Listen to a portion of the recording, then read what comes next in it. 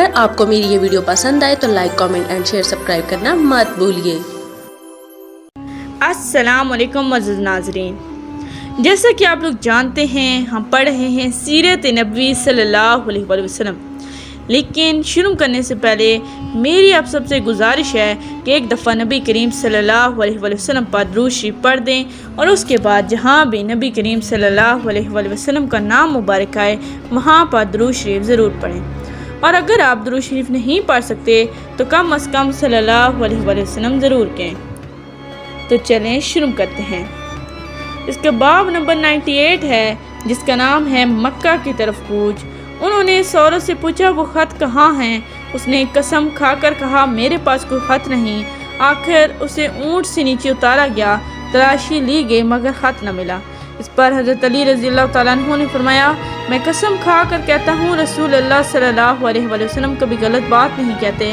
جب اس عورت نے دیکھا کہ یہ لوگ کسی طرح نہیں مانیں گے تو اس نے اپنے سر کے بال کھول ڈالے، ان کے نیچے چھپا ہوا خط نکال کر انہیں دے دیا۔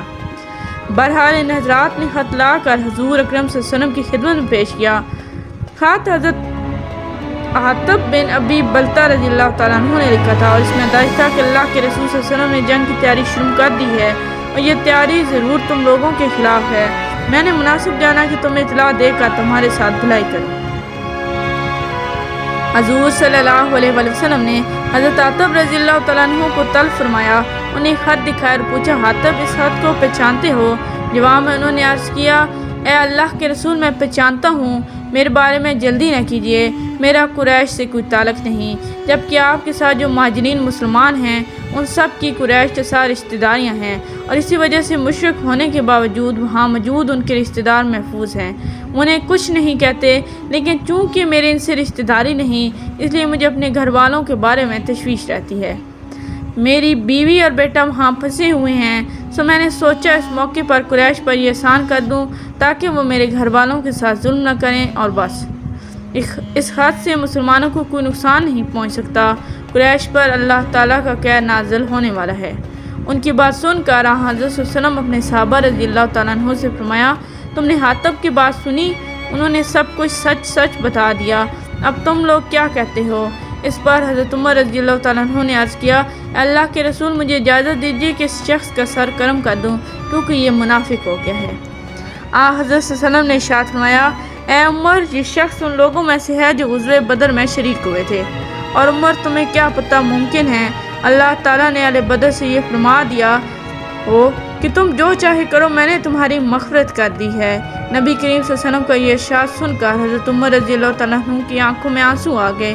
ادھر اللہ تعالیٰ نے سورۃ الممتحنہ کی یہ آیت نازل فرمائی اے ایمان والو تم میرے دشمنوں اور اپنے دشمنوں کو دوست مت بناؤ کہ ان سے دوستی کے اظہار کرنے لگو، حالانکہ تمہارے پاس جو دین آ چکا ہے وہ اس کے منکر ہیں، وہ رسول کو اور تمہیں اس بنا پر شہر بدر کر چکے ہیں کہ تم اللہ پر ایمان لے آئے ہو۔ اس کے بعد حضرت صلی اللہ علیہ وسلم نے مدینہ منورہ سے کوچ فرمایا۔ مدینہ میں اپنا قائم مقام حضرت ابو حضرت رحم کلثوم ابن حسن انصاری رضی اللہ تعالیٰ عنہ کو بنایا۔ آپ صلی اللہ علیہ وسلم 10 رمضان کو مدینہ منورہ سے روانہ ہوئے۔ اس غزوے میں حضور صلی اللہ علیہ وآلہ وسلم کے ساتھ 10,000 صحابہ تھے۔ یہ تعداد انجیل میں بھی آئی ہے، وہاں یہ کہا گیا ہے کہ وہ رسول 10,000 قدیسیوں کے ساتھ فرعون کی چوٹیوں سے اترے گا۔ اس موقع پر مہاجرین اور انسان میں سے کوئی پیچھے نہیں رہا تھا، ان کے ساتھ 300 گھوڑے اور 900 اونٹ تھے۔ ان مقدس صحابہ کے علاوہ راستے میں کچھ قبائل بھی شامل ہو گئے تھے۔ اس سفر میں روزوں کی رخصت کی اجازت بھی ہوئی، یعنی جس کا جی چاہے سفر میں روزہ رکھ لے، جو رکھنا نہ چاہے وہ بعد میں رکھ لے۔ اس طرح سفر اور جنگ کے موقعوں پر یہ اجازت ہوگی کہ سفر کرتے کرتے آخر لشکر مرزران کے مقام پر پہنچا۔ اس مقام کا نام اب بطن مرد ہے۔ لشکر کی روانگی سے پہلے چونکہ آپ صلی اللہ علیہ وسلم نے یہ دعا فرمائی تھی کہ قریش کو اسلامی لشکر کی آمد کی خبر نہ ہو، اس لیے انہیں خبر نہ ہو سکی۔ مرزران کے مقام پر پہنچ کر رات کے وقت مسلمانوں نے آگ جلائی، چونکہ 12,000 کے قریب تعداد تھی اس لیے بہت دور تک آگ کے الاؤ روشن ہو گئے۔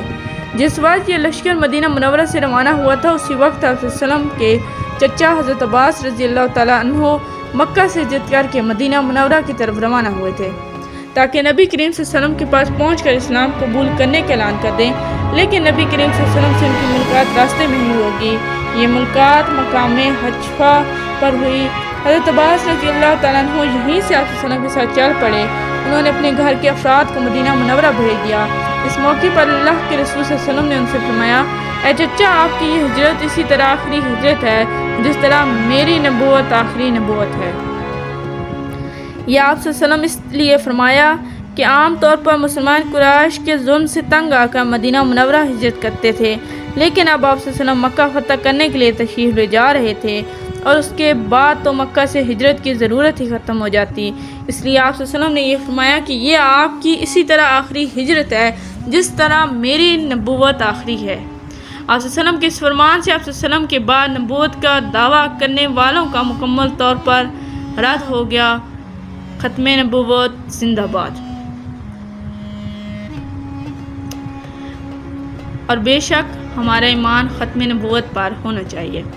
حضرت عباس رضی اللہ تعالیٰ عنہ اس خیال سے مکہ کی طرف چلے گئے کہ قریش کو بتائیں اللہ کے رسول کہاں تک آ چکے ہیں، اور قریش کے حق میں بہتر ہے کہ مکہ معظمہ سے نکل کر پہلے ہی آپ کی خدمت میں حاضر ہو جائیں۔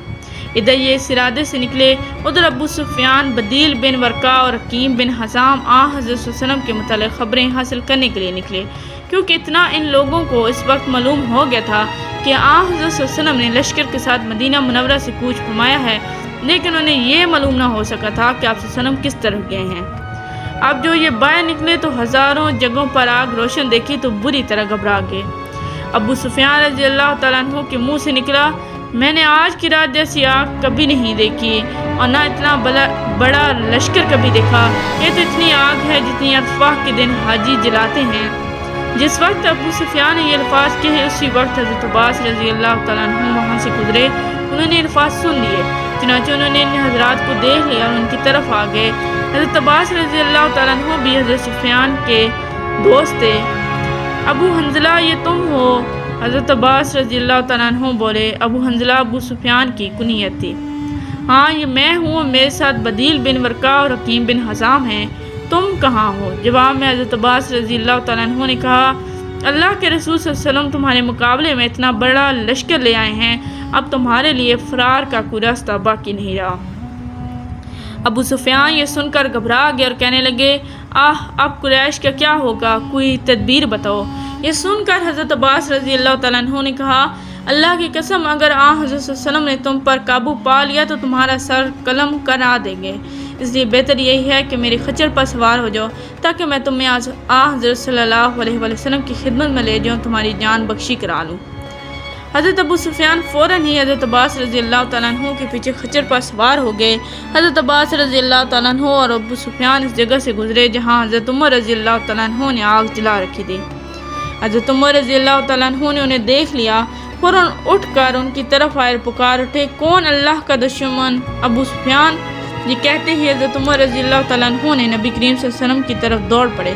یہ دیکھ کر حضرت عباس رضی اللہ تعالیٰ عنہ نے بھی خچر کو ایڑ لگا دی اور حضرت عمر رضی اللہ تعالیٰ عنہ سے پہلے نبی کریم صلی اللہ علیہ وسلم کے خیمے تک پہنچنے میں کامیاب ہو گئے۔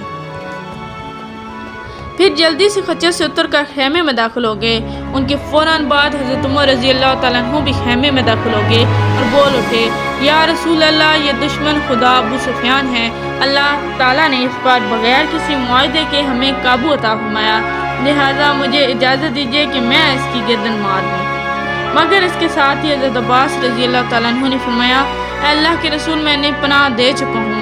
اب منظر یہ تھا کہ حضرت عمر رضی اللہ تعالیٰ عنہ ننگی تلوار سونتے کھڑے تھے کہ ادھر حکم ہوا ادھر وہ ابو سفیان کا سر قلم کر دے۔